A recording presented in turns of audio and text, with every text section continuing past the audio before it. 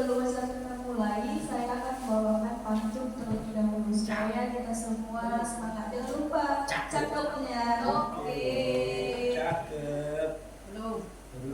Paling merdu suara burung murai. Cakep. Di pohon yang rimbun. Sebelum acara kita mulai, izinkan saya membawa pantun. Cakep. Pagi-pagi minum air hangat, jangan lupa tambahkan coklat. Selamat pagi Bapak Ibu guru hebat bersama CGP Angkatan 11, semoga tetap semangat. Assalamualaikum warahmatullahi wabarakatuh. Waalaikumsalam warahmatullahi wabarakatuh. Alhamdulillahirabbil alamin wassalatu wassalamu ala asrofil anbiya'i wal mursalin wa ala alihi wa sahbihi rasulillahi ajmain. Puji beserta syukur marilah sama-sama kita panjatkan kehadirat Allah Subhanahu wa taala yang mana pada pagi yang berbahagia ini kita masih diberi kesehatan dan kesempatan sehingga kita dapat berkumpul di ruang guru dalam kegiatan diseminasi pendidikan modul 1.4 tentang budaya positif. Selawat bermahkotakan salam marilah sama-sama kita sajikan kepada junjungan kita Nabi besar Muhammad Sallallahu Alaihi Wasallam. Tak lupa kepada keluarga, sahabat beserta pengikutnya sekalian. Yang terhormat Kepala SMA Negeri 3 Karangbaru, yang saya hormati Bapak Ibu seluruh rekan Dewan Guru. Baik Bapak Ibu, sebelum kita mulai untuk kegiatan selanjutnya, kata-kata sambutan dari Kepala SMA Negeri 3 Karangbaru kepada Bapak dipersilakan dengan Bapak.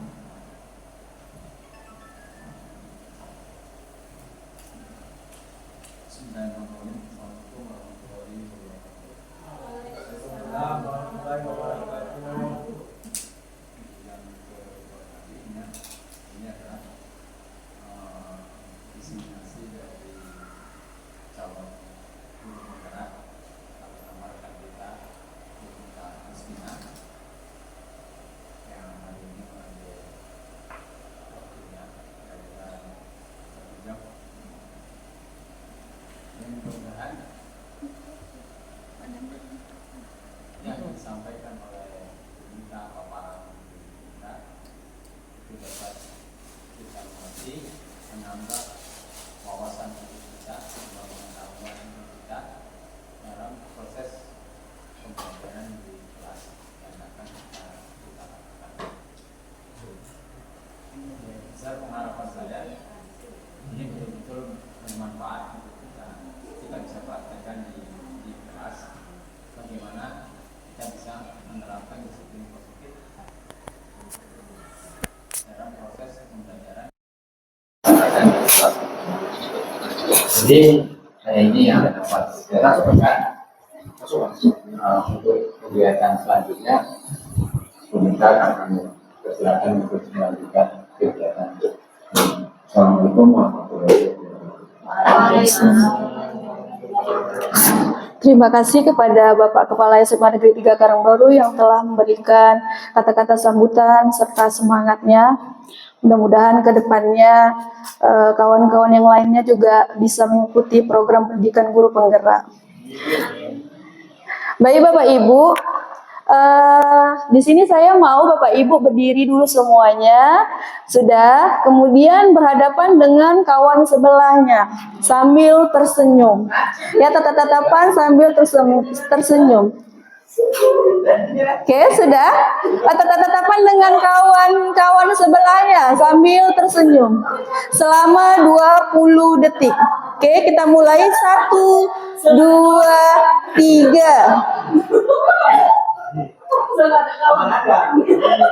Sudah? Sudah, sekarang duduk lagi Bapak Ibu. Terima kasih. Nah, sekarang saya ingin bertanya kepada Ibu Reni.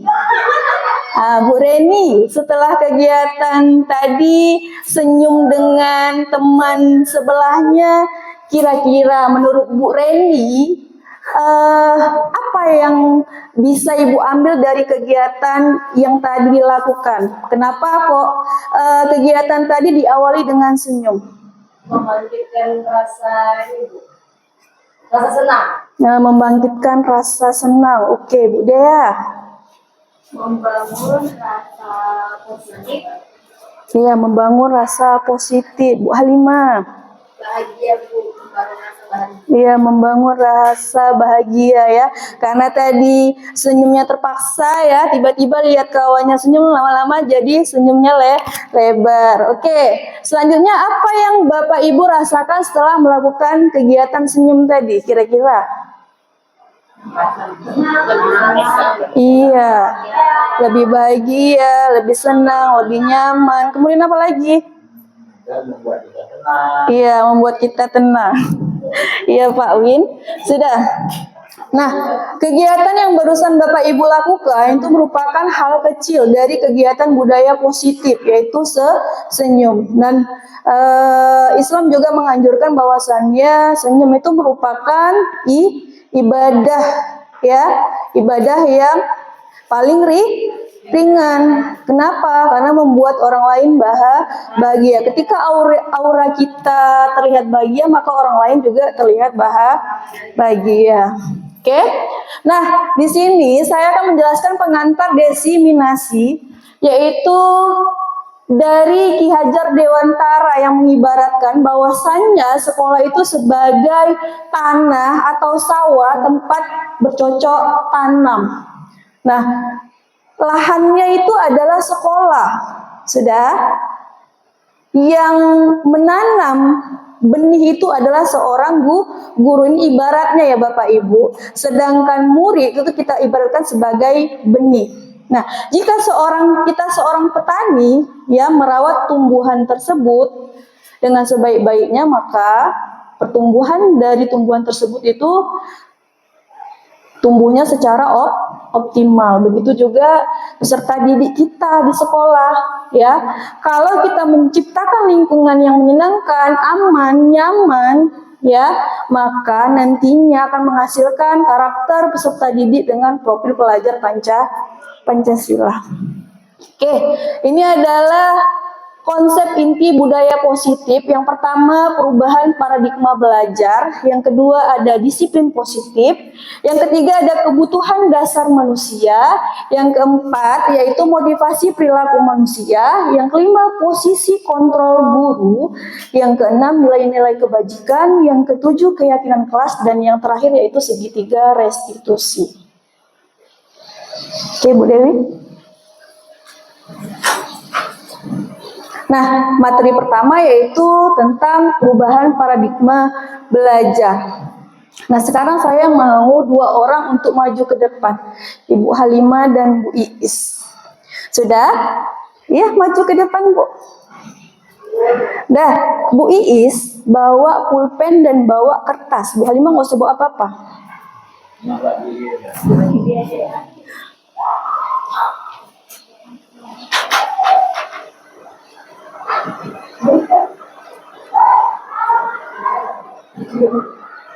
Kecil aja Bu Iis kertasnya.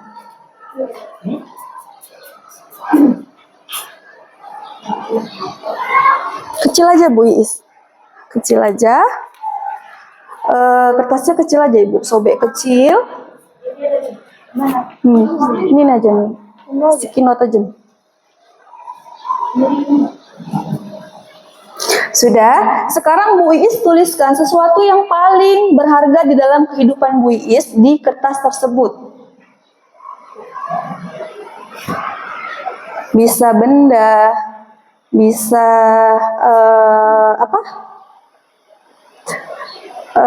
hewan kesukaan.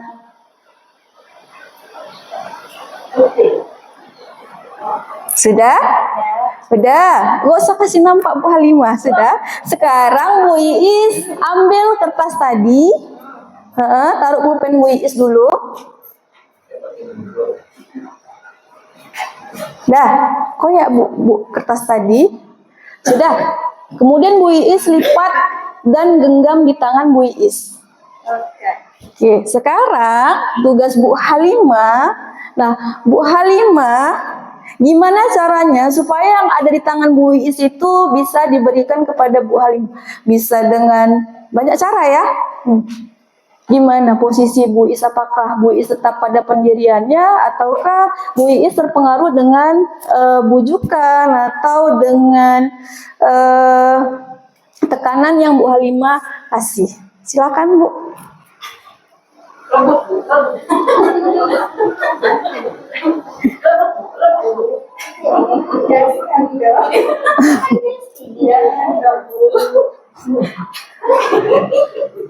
Nah, kira-kira dikasih nggak sama Bu Is?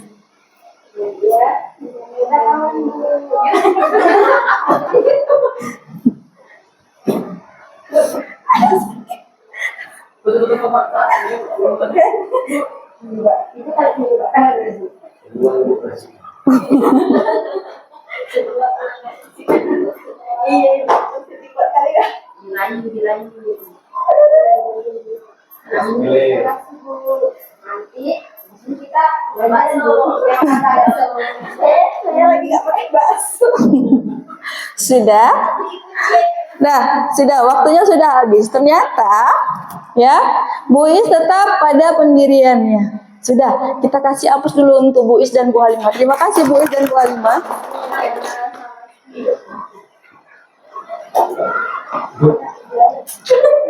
Nah, sudah, dari kegiatan tadi yang dilakukan Bu Is dan Bu Halimah, ya, ternyata ada dua kemungkinan hal yang terjadi.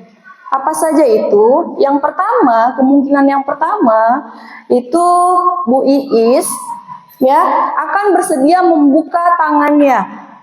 Dan yang kemungkinan yang kedua, Bu Iis tetap bertahan dengan apa yang ada di tangannya tetap tergenggam. Nah, kaitannya, nah ini ilusi guru mengontrol murid. Sudah, pada dasarnya kita itu tidak dapat memaksa seseorang untuk berbuat sesuatu. Sudah, karena seseorang akan mengizinkan dirinya dikontrol atau melakukan sesuatu itu sesuai dengan kebutuhannya. Nah, seperti itu. Nah, ilusi yang kedua bahwa semua penguatan positif, efektif, dan bermanfaat. Artinya apa? Nah, penguatan positif atau bujukan dari Bu Halimah tadi adalah bentuk-bentuk kontrol. Ya, segala usaha yang mempengaruhi supaya Bu Iis tadi membuka genggaman tangannya, itu adalah suatu usaha untuk mengontrol murid. Sudah? Nah, selanjutnya, ilusi bahwa kritik dapat membuat orang merasa bersalah dan dapat menguatkan karakter. Nah, kritik ataupun membuat orang merasa bersalah itu juga merupakan bentuk pengontrolan diri terhadap seseorang. Nah, mereka belajar untuk merasa buruk tentang diri mereka. Mereka mengembangkan dialog diri yang negatif. Dan yang terakhir yaitu ilusi bahwa orang dewasa memiliki hak untuk memaksa. Banyak orang dewasa percaya bahwasanya mereka memiliki tanggung jawab untuk membuat murid-murid berbuat hal-hal tertentu. Apapun yang dilakukan dapat diterima selama ada sebuah kemajuan berdasarkan sebuah pengukuran kinerja. Oke, selanjutnya Bu Dewi. Oke, sekarang pertanyaannya, lalu dari kegiatan tadi, siapakah sebenarnya pemegang kontrol yang sesungguhnya? Kira-kira berdasarkan kegiatan dari Bu Halimah dan Bu Iis tadi, siapakah pemegang kontrol yang sebenarnya? Apakah Bu Halimah ataukah Bu Iis? Ya, jawabannya adalah diri kita sendiri. Kita yang bisa mengontrol diri kita sendiri, bukan orang lain. Ya, oke, selanjutnya Bu Dewi. Nah, pembelajaran dengan paradigma baru yaitu pembelajaran yang merupakan pembelajaran yang berdiferensiasi berdasarkan prinsip berdiferensiasi sehingga peserta didik belajar sesuai kebutuhannya berdasarkan tahap perkembangannya sesuai teori psikologi modern untuk mewujudkan profil pelajar Pancasila. Nah, ini ada miskonsepsi tentang teori kontrol. Yang pertama, ilusi bahwasanya guru itu dapat mengontrol murid. Bisa dengan apa tadi? Bu Halimah, bisa dengan bujukan, bisa dengan ancaman. Nah, yang kedua, ilusi bahwa semua penguatan positif, efektif, dan bermanfaat. Yang ketiga, ilusi bahwasanya kritik dan pembuat rasa bersalah mampu menguatkan karakter. Dan yang terakhir, ilusi bahwa orang dewasa itu punya hak untuk memaksa. Jadi, di sini murid itu tidak merasakan yang namanya kebebasan. Nah, mengubah paradigma stimulus respon ke pendekatan teori kontrol. Yang pertama itu ada stimulus respon. Realitas bahwasanya semua kebutuhan kita itu sama. Sedangkan di teori kontrolnya itu realitas bahwasanya kebutuhan kita itu masing-masing individu itu berbeda. Yang kedua, semua orang itu melihat hal yang sama. Kemudian pada teori kontrol beranggapan bahwasanya setiap orang memiliki gambaran yang berbeda.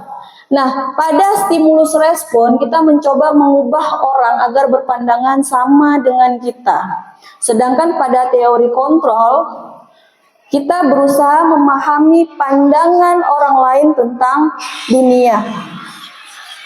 Selanjutnya, perilaku buruk dilihat sebagai suatu kesalahan pada stimulus respon. Sementara pada teori kontrol semua perilaku itu memiliki tujuan. Nah, terkadang anak murid kita itu Bapak Ibu, mereka berbuat sesuatu itu punya tujuan yang mungkin kebutuhan dasarnya itu belum terpenuhi. Seperti itu. Oke, selanjutnya orang lain bisa mengontrol saya. Pada teori kontrol Anda tidak bisa mengontrol orang lain. Oke, selanjutnya Bu Dewi. Nah, supaya semangat kita ice breaking sejenak ya Bapak Ibu. Oke. Nah, Bapak Ibu ini ada sebuah gambar. Kita tebak-tebakan. Nah, kira-kira berdasarkan gambar ini ada yang mau menjelaskan ini apa, gambar apa nih? Iya, rumput kering. Oke, kasih hapus dulu lah untuk Bu Nurlaili Asyura. Nah, selanjutnya materi kedua yaitu tentang disiplin positif. Jadi, disiplin positif. Kata disiplin itu berasal dari kata disiplina yang berarti belajar. Ya, disiplin mengacu pada disiplin diri yang memiliki tanggung jawab terhadap apa yang dilakukannya berdasarkan nilai-nilai yang diyakini. Nah, disiplin itu merupakan salah satu cara penerapan yang bertujuan untuk menumbuhkan kesadaran. Ya, bukan paksaan. Pemberdayaan peserta didik tanpa imbalan penghargaan, reward, ancaman atau hukuman. Sebagai pendidik, tujuan kita adalah menciptakan peserta didik yang memiliki disiplin diri sehingga mereka berperilaku mengacu kepada nilai-nilai kebajikan universal dan memiliki motivasi dari dalam diri atau motivasi intrinsik dalam perubahan perilaku. Jadi bukan motivasi dari luar yang berupa ancaman, hukuman atau penghargaan. Oke, selanjutnya kita ice breaking lagi Bapak Ibu. Ya, clue-nya lakukan apa yang saya katakan. Sudah? Pak Bayu tinggal di sebuah desa X. Ia adalah seorang peternak. Ia memiliki 9 ekor sapi, 30 ekor ayam, 15 ekor bebek, dan 25 ekor kambing. Melihat ayam petelurnya memproduksi banyak telur, ia pun berniat menambah ayam petelurnya sejumlah 20 ekor. Dan pada lebaran haji, 10 ekor kambingnya habis terjual. Lalu ia juga kembali membeli kambing sejumlah 12 ekor. Dari cerita di atas, berapa jumlah ayam dan kambing Pak Bayu? Ada yang bisa jawab?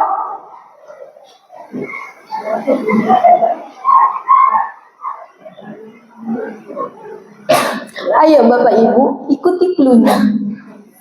Lakukan apa yang saya katakan, itu clue-nya.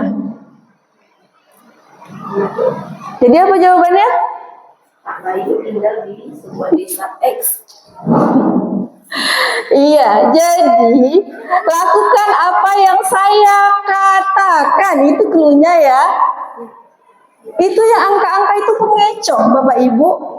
Clue-nya lakukan apa yang saya katakan. Jadi jangan lihat angka-angka itu, pening.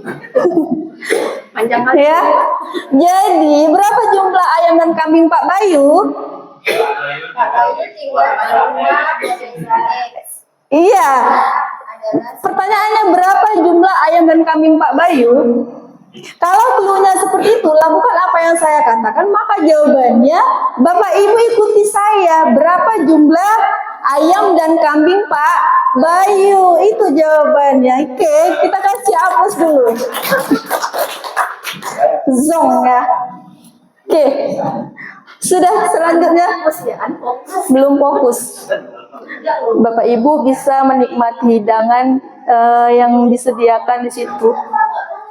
Selanjutnya Bu Dewi. Oke, selanjutnya materi yang ketiga yaitu kebutuhan dasar manusia. Nah, kebutuhan dasar manusia adalah sesuatu yang kita lakukan untuk mendapatkan apa yang kita inginkan. Seluruh tindakan yang kita lakukan memiliki tujuan tertentu dan semua usaha terbaik yang kita lakukan adalah dalam rangka memenuhi kebutuhan dasar supaya semuanya terpenuhi. Nah, jadi ada 5 dasar kebutuhan manusia. Oke, yang pertama, menurut Bapak Ibu apa? Iya, kebutuhan untuk bertahan hidup. Nah, di dalamnya itu ada makanan, tempat tinggal, keamanan, kesehatan, atau istilah lainnya kebutuhan bertahan hidup itu adalah kebutuhan survival. Oke, yang kedua yaitu kebutuhan akan rasa kasih sayang dan rasa ingin diterima oleh lingkungan di sekitarnya. Ya. Yang ketiga, kebutuhan akan penguasaan. Oke, yang keempat, kebutuhan akan kebebasan, dan yang kelima, kebutuhan akan kesenangan. Maksudnya apa, Bu Mita? Misal ada satu kasus di sekolah, ya, si A ini membawa bekal ke sekolah. Kemudian si B tiba-tiba merebut bekal si A karena si B ini tidak membawa bekal. Sebagai seorang guru, kita harus telusuri dengan benar apa motif dari yang dilakukan oleh si B, ya. Mungkin ada kebutuhan 5 kebutuhan dasarnya itu yang belum terpenuhi. Apakah mungkin kebutuhan untuk bertahan hidupnya? Kita lihat sebagai guru kita harus lihat. Oh, mungkin dia dari kalangan yang mungkin kurang mampu. Ya, dia lapar sehingga dia merebut nasi kawannya. Nggak boleh kita langsung memarahi murid tersebut. Atau dia mungkin butuh yang namanya rasa kasih sayang karena orang tuanya di rumah sibuk, dua-duanya sibuk, ya. Dia di sekolah itu cari perhatian dengan seorang guru. Atau kebutuhan ingin diakui atau penguasaan. Dia ingin diakui bahwasanya dia tuh hebat loh. Dia tuh bisa merebut makanan punya si A.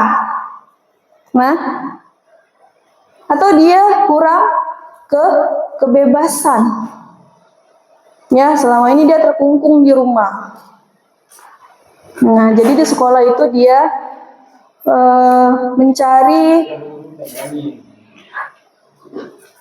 mencari cara supaya dia bisa meluapkan tindakannya. Oke, selanjutnya Bu Dewi. Oke, selanjutnya kita ice breaking lagi ya. Oke, ada pertanyaan di ice breaking ini. Apa yang mudah datang tapi sulit keluar?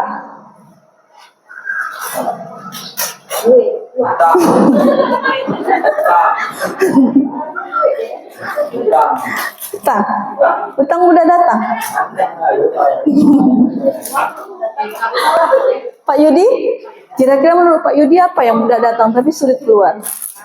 Hari. Ayo apa?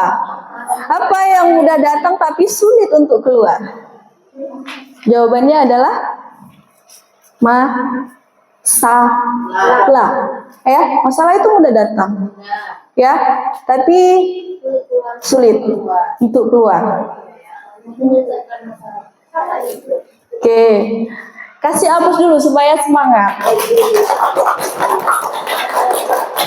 Santai ya Bapak Ibu. Selanjutnya Bu Dewi. Nah, materi keempat, motivasi perilaku manusia. Ada dua motivasi perilaku manusia. Yang pertama itu motivasi dari dalam atau istilahnya motivasi intrinsik. Yang kedua motivasi dari luar, yaitu motivasi ekstrinsik. Nah, kita bahas dulu motivasi ekstrinsik. Nah, motivasi ekstrinsik itu seseorang melakukan sesuatu itu untuk menghindari ketidaknyamanan atau hukuman, atau untuk mendapatkan imbalan penghargaan dari orang lain. Misal, nah, saya tadi pagi misalnya datang pagi-pagi ke sekolah jam 7.00. Sudah, misal, ini kan misal Pak Win, sudah. Nah, ini ada dua motivasi tadi ya, saya jelaskan. Ada motivasi intrinsik, ada motivasi ekstrinsik. Bisa jadi saya datang ke sekolah, yang pertama itu karena ingin dipuji oleh atasan. Oke. Yang kedua, bisa jadi saya datang ke sekolah itu cepat untuk menghindari ketidaknyamanan atau hukuman. Di Simita nih asik telat-telat aja, ya, nggak nyaman. Jadi besok saya datang pagi. Itu ada motivasi ekstrinsik. Nah, kalau motivasi intrinsiknya apa ya Bapak Ibu? Motivasi intrinsiknya ya, saya datang ke sekolah itu cepat jam 7.00 itu karena memang untuk menguatkan nilai yang ada di dalam diri saya. Ya. Untuk menjadi orang yang menghargai diri sendiri.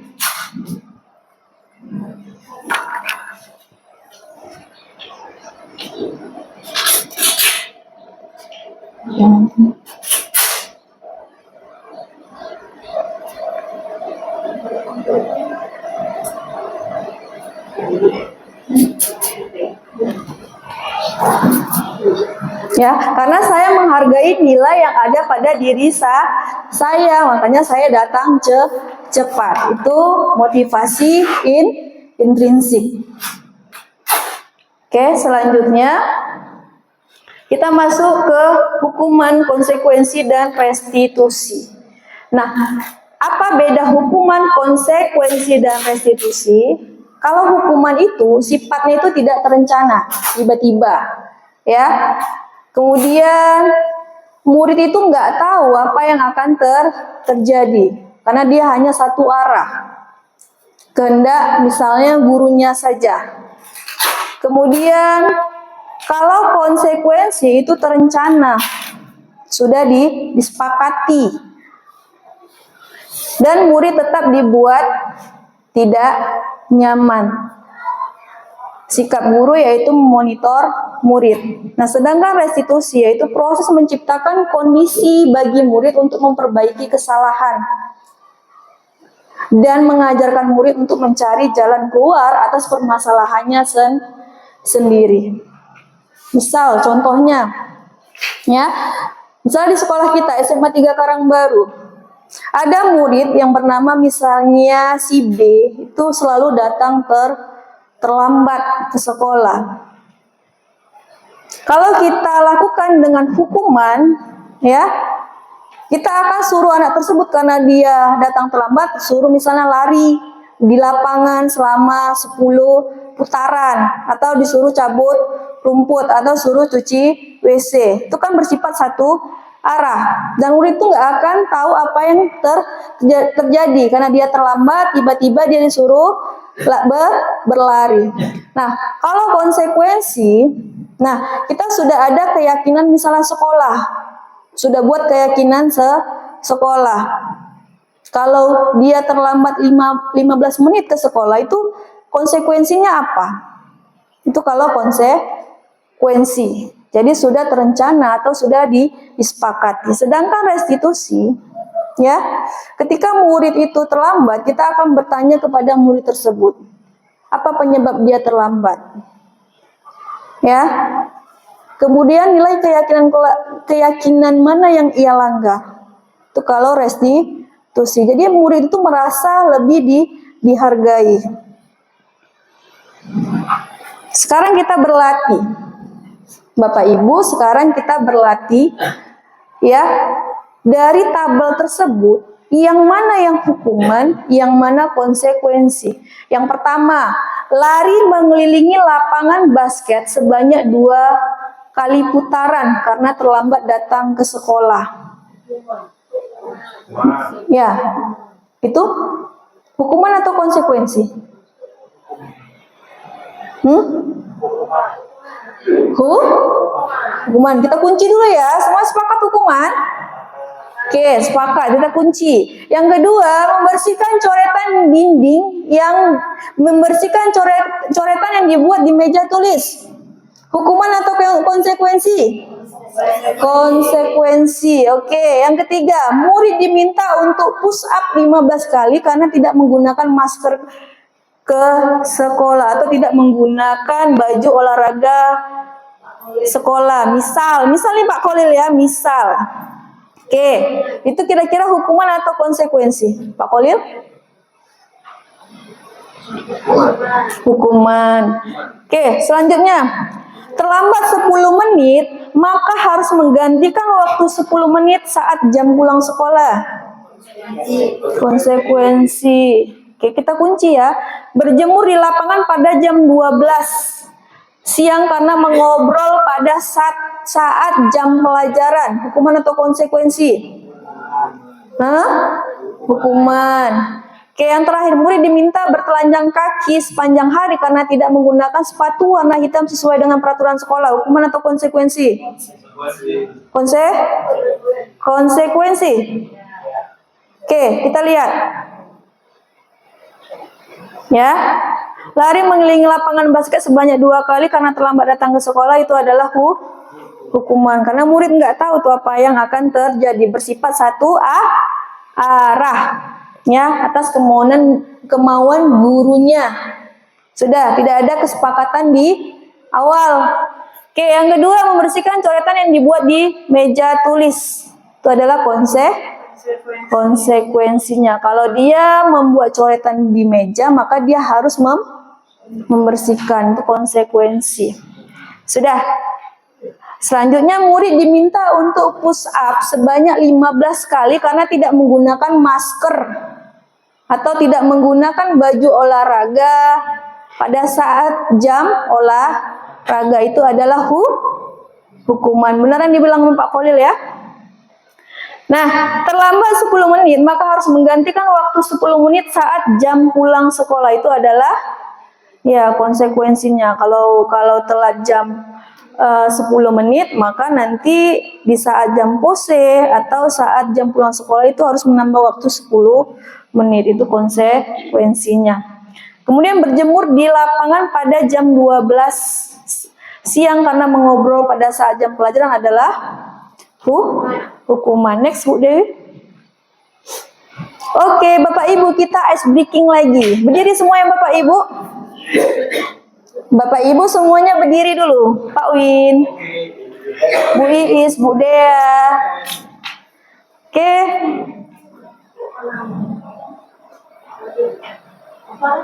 Ada suaranya ya?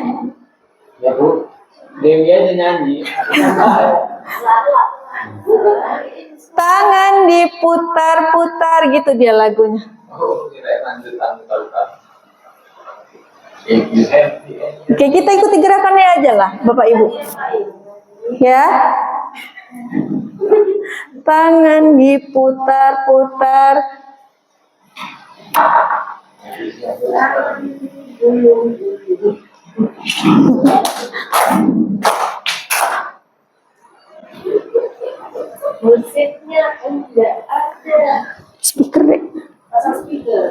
Sana di ruang. Sudah di ruang.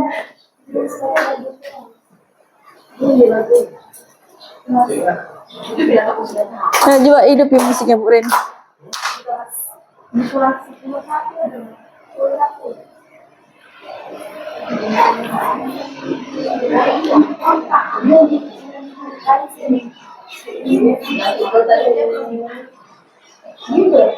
Iya. Oke. Ya.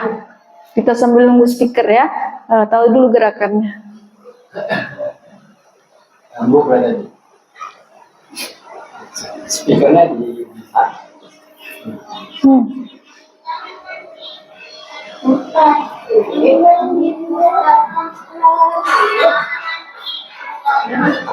Try dulu, Pak.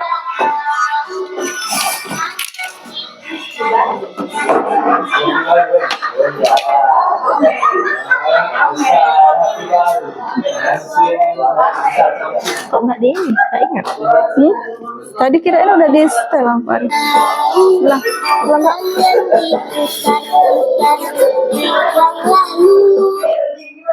Oke ya, kita ya. Bapak Ibu kita ulang ya. Ice breakingnya ya, Bu Reni. Kuatin Bu Dewi. Tangan diputar-putar, tangan diputar-putar, bertepuk tangan diputar-putar, digoyang-goyang, digoyang-goyang, digoyang-goyang. Tangan diputar-putar, bertepuk tangan diputar-putar, pegang daun. Tangan diputar-putar, pegang daun. Digoyang-goyang, digoyang-goyang, digoyang-goyang. Diputar-putar, diputar-putar,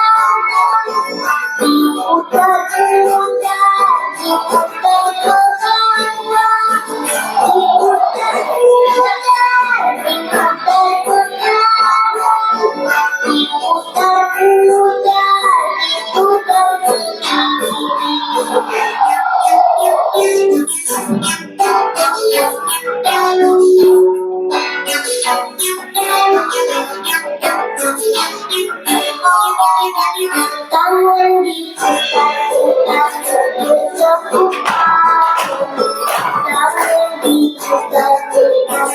pegang daun. Tangan diputar-putar, pegang daun. Goyang-goyang, goyang-goyang, goyang-goyang. Tangan diputar-putar, bertepuk tangan diputar-putar, pegang daun. Tangan diputar-putar, pegang daun.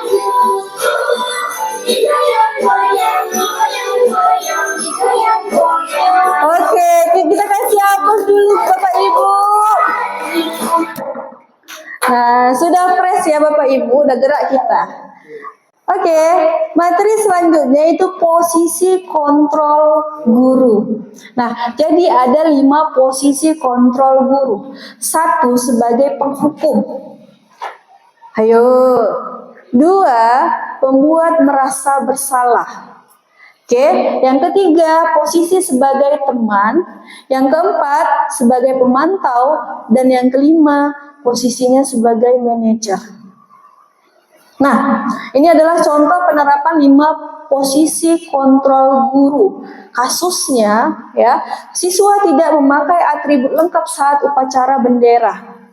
Nah, kalau posisi kita sebagai penghukum, contohnya Bapak Ibu ya, contohnya kita suruh anak murid untuk hormat karena dia tidak memakai atribut yang lengkap, maka ya kita akan suruh dia untuk hormat pada bendera selama 1 jam. Ini sebagai penghukum, atau kita suruh dia lari di lapangan 5 putaran. Nah, ternyata saat posisi kita sebagai penghukum itu memiliki dampak atau efek, yaitu siswa biasanya akan merasa dendam atau sifatnya lebih agresif. Oke, yang kedua, ini kasusnya sama ya Bapak Ibu ya semuanya. Siswa tidak memakai atribut yang lengkap saat upacara bendera. Nah, kalau posisi kita sebagai pembuat merasa bersalah, maka yang kita lakukan, ya, berapa kali Ibu atau Bapak harus memberitahu kamu selalu saja mengecewakan Bapak atau Ibu. Nah, seperti itu kalimatnya. Dampaknya apa? Dampaknya murid merasa menjadi individu yang gagal.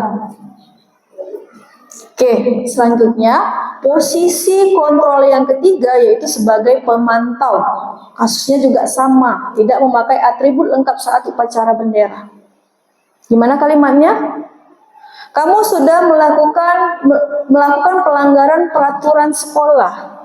Kamu tahu kan konsekuensinya? Itu kalau sebagai pemantau. Punya dampak. Iya. Dampaknya apa? Murid akan memahami konsekuensi yang harus dijalankan karena telah melanggar salah satu peraturan sekolah. Oke, yang terakhir yaitu posisi sebagai, dua lagi ya, posisi sebagai teman.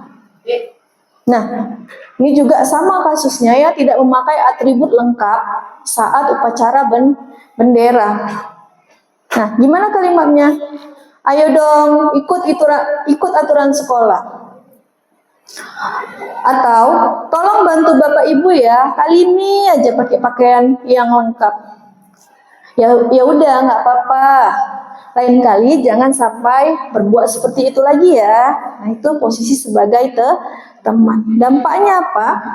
Nah, murid akan merasa senang dan akrab dengan guru. Nah, ini dampak positifnya. Nah, di samping dampak positif, ini juga memiliki dampak negatif, yaitu murid tergantung pada guru tersebut. Jadi dia mau melakukan sesuatu kalau disuruh oleh guru tersebut. Misalnya guru siapa? Misalnya Bu Ura yang bicara seperti itu. Maka murid itu akan tergantung dengan Bu Ura.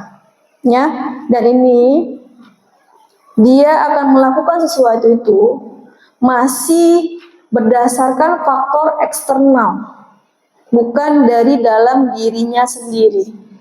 Oke. Dan yang terakhir yaitu posisi sebagai manajer. Kasusnya juga sama, siswa tidak memakai atribut yang lengkap saat upacara bendera. Nah, gimana kalimatnya? Apa kamu tahu kesalahanmu?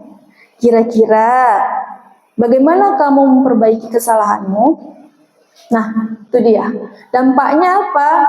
Nah, murid mengetahui masalahnya apa dan mencari solusi dari permasalahan tersebut. Kira-kira menurut Bapak Ibu dari kelima posisi kontrol guru itu yang bagus yang mana? Ya, yang sebagai manajer. Oke. Nah, sekarang mari berlatih. Nah, posisi kontrol apakah aku ini kita ya, guru ya. Yang pertama, saya kecewa sekali dengan kamu.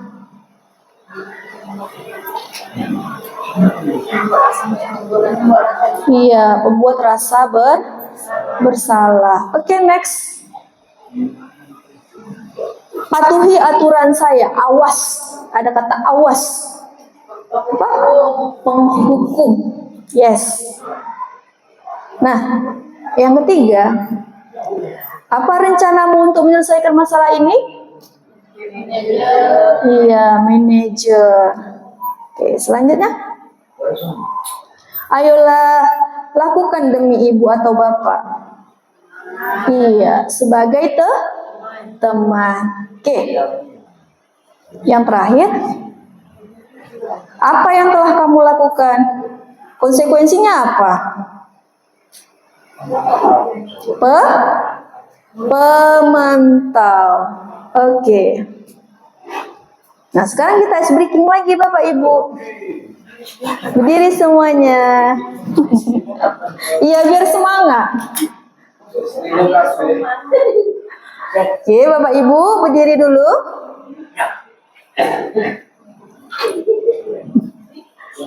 Oke, Bu Dewi.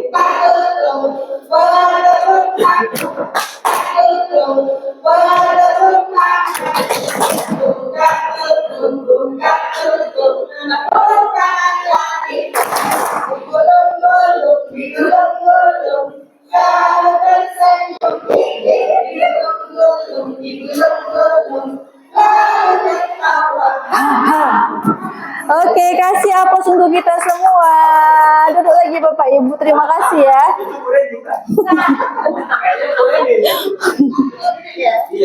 Oke, selanjutnya materi ke-6 yaitu nilai-nilai kebajikan. Nah, nilai yang disepakati bersama lepas dari suku bangsa, agama, bahasa maupun latar belakangnya. Contoh nilai kebajikan institusi atau organisasi ya, berdasarkan profil pelajar Pancasila ada berapa nilai kebajikannya? Dimensinya ada berapa? Hah? Dimensinya ada berapa? Beriman, bertakwa dan berakhlak mulia, kemudian berkebinekaan global, bergotong royong, mandiri, bernalar kritis dan kreatif. Ada berapa jadi 6 dimensi. Oke. Berdasarkan IBO Primary Years Program ya, itu ada nilai toleransi, rasa hormat, integritas, mandiri, menghargai, antusias, empati, keingintahuan, kreativitas, kerjasama, percaya diri, dan komitmen.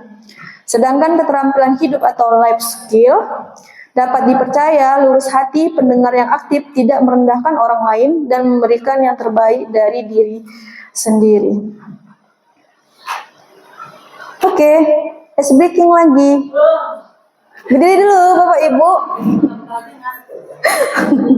Semangat murah. Kita ice breaking lagi. Bu Serli, Pak Khalil.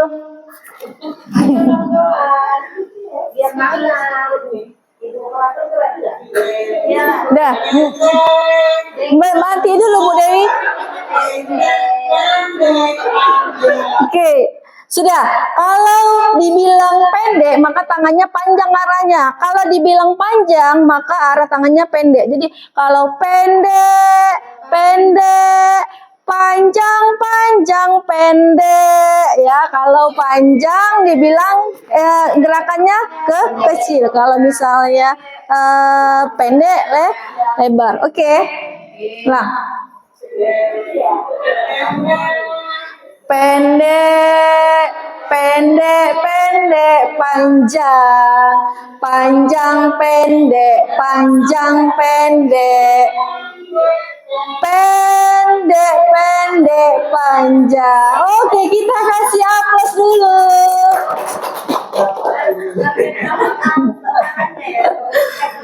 Sudah? Nah, materi yang ketujuh yaitu keyakinan kelas. Nah, ada pertanyaan itu ada Bu Mita di situ. Nah, apakah keyakinan kelas sama dengan peraturan kelas? Beda, ya? Tidak. Oke, selanjutnya Bu Dewi.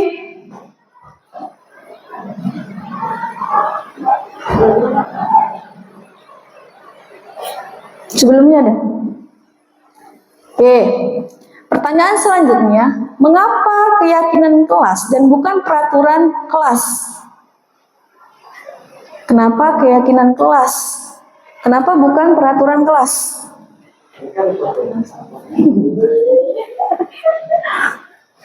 Cantik Ibu itu. Sudah, kenapa keyakinan kelas dan bukan peraturan kelas?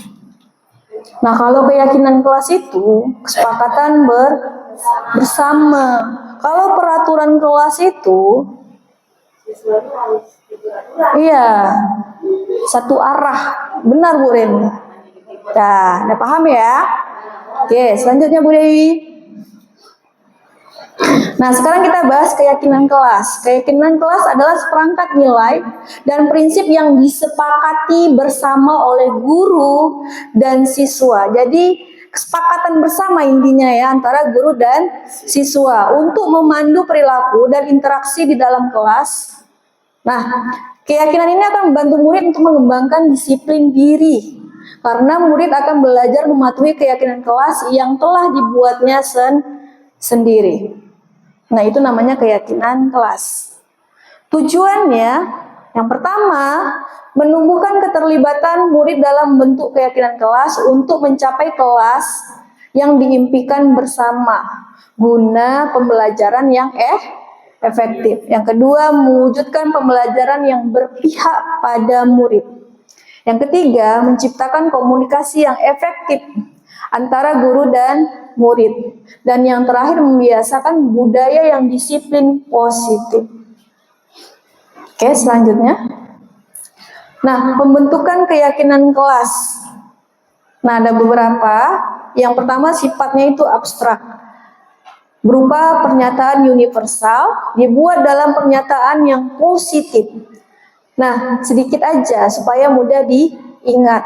Sesuai dengan kondisi kelas dan sekolah sehingga mudah diterapkan. Semua warga sekolah atau warga kelas dilibatkan saat membuat keyakinan kelas. Oke? Nah, sekarang ayo kita berlatih membuat keyakinan kelas. Sebelum dibuat keyakinan kelas, kita harus buat terlebih dahulu kesepakatan kelas. Kesepakatan kelas yaitu apa tadi kesepakatan kelas? Kesepakatan kelas.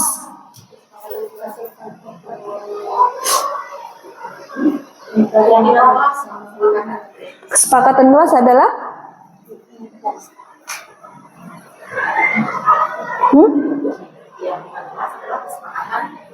ya, kesepakatan bersama antara guru dan murid. Jadi bersama. Ini contoh ya Bapak Ibu. Misalnya di sini saya gurunya nih, misal. Kita buat dulu kesepakatan kelas. Coba maju sekarang Pak Yudi, tulis di situ. Kesepakatan kelasnya. Ya, pakai sticky note ini.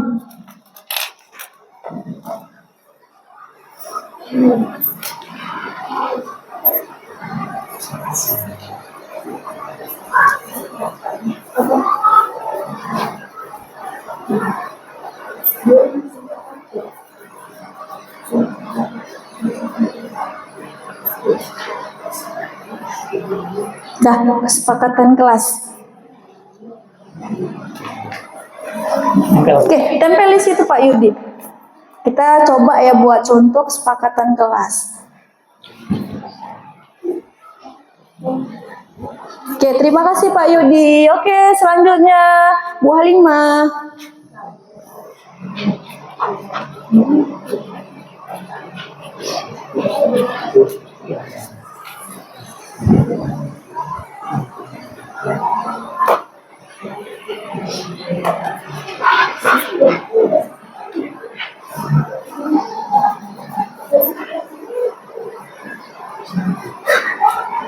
Oke, coba Bu Halimah maju tempel.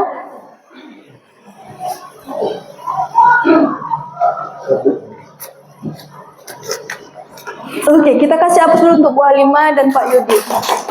Next selanjutnya Bu Iis. Ini sticky note-nya nak. Bu.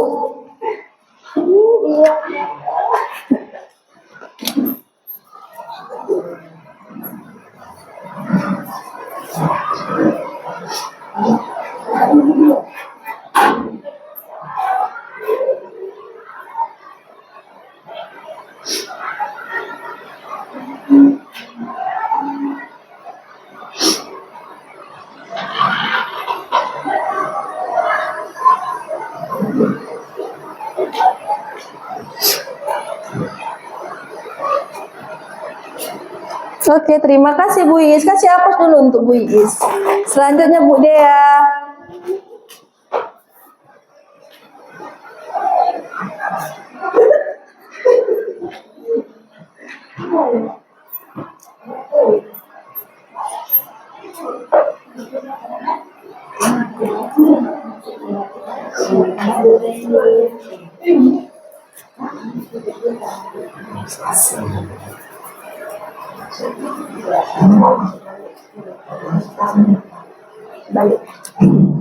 Oke, kita kasih apa dulu tuh Bude ya. Dah, selanjutnya Bura.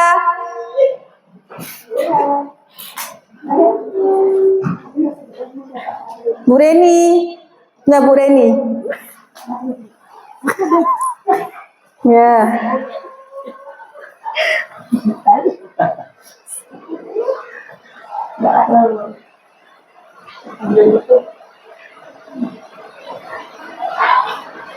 Hadir tepat waktu. Oke, sudah. Nah, situ aja, Bu. Nah, sudah.